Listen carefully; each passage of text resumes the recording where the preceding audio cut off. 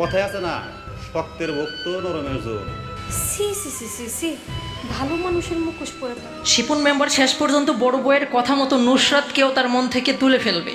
অবশেষে কি নুসরাতের জীবনে আবারও সে আব্বাসই আসবে? আর আব্বাস এত কিছু জানার পরেও কি নুসরাতকে মেনে নিবে?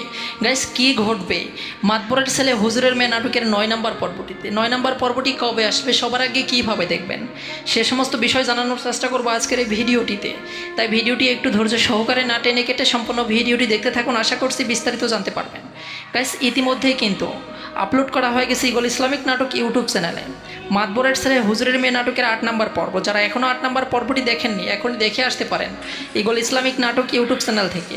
আর যারা অলরেডি দেখে ফেলেছেন অবশ্যই কমেন্ট করে জানাবেন মাতবরের ছেলে হুজুরের মেয়ে নাটকের ৮ নম্বর পর্বটি কেমন লেগেছে। গাইস, ৯ নম্বর পর্বের প্রথম চমক হচ্ছে নুসরাতের ঘরে কোনোভাবে মাতবরের ছেলেকে দেখে ফেলবে আর শিপন মেম্বারের বড় বউ। দেখার পর কিন্তু নুসরাতের নামে কলঙ্ক রটনার চেষ্টা করবে, একের পর এক মিথ্যা বানিয়ে তার স্বামী তার স্বামীর কাছে কান ভারী করার চেষ্টা করবে। অবশেষে বড় বউয়ের কথা মতোই যদি নুসরাতকে ভুল বোঝে, তাহলে তো নুসরাতের জীবনে আবারও সেই আমাবস্যা রাত নেমে আসবে।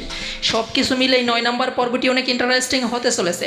আর এই ৯ নম্বর পর্বটি আপনারা দেখতে পারবেন আগামী মঙ্গলবার দুপুর ৩টায় শুধুমাত্র ইগল ইসলামিক নাটক ইউটিউব চ্যানেলে। আশা করছি গাইজ বিষয়টি বোঝাতে পারছি। সবার আগে পর্বটি দেখতে অবশ্যই ইগল ইসলামিক নাটক ইউটিউব চ্যানেলটি সাবস্ক্রাইব করে অল নোটিফিকেশন অন করে রাখবেন।